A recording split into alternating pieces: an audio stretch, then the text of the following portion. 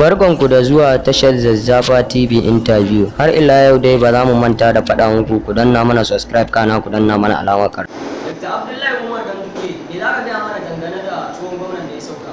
Wato babban Yawwa, muna jin ka babban me? makirci na farko. Auka kake kurin. Kuma daushe, wa ya sako ka a ciki ga ka ƙara samu na baki. Sai da ya rage masa wata 3 ya sauka. Mallafar uban nan. Wai kai daushe ba ka jin magana ne, His Excellency muna jin ka cika.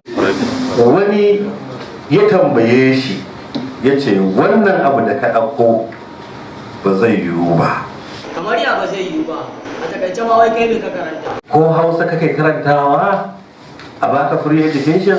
In kana karanta aikin likita free education? In ka karanta economics free education? Kakkare na mutane hankali mana. Rainin hankalin me yayi? Ka bari mu gama da tambayar da muka yi mai, ni ma na fahimci ya kauce hanya akan tambayar da muka yi mai. Education dole sai ka yi defining wani karatu ne za ka ce free education. Kamar yara ka faɗa haka, ba kai ka faɗa ba, to da ka gaya mai ma me ya ce?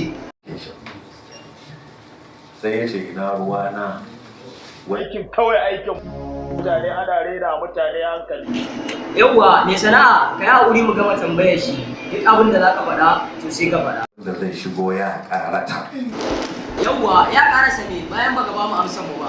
Billahi lazi la ilaha illa hu. Ka, ai ba sai karante ba, wannan neman sulhu ne ko ba haka ba daushe? Ka nemi zaman lafiya yanzu.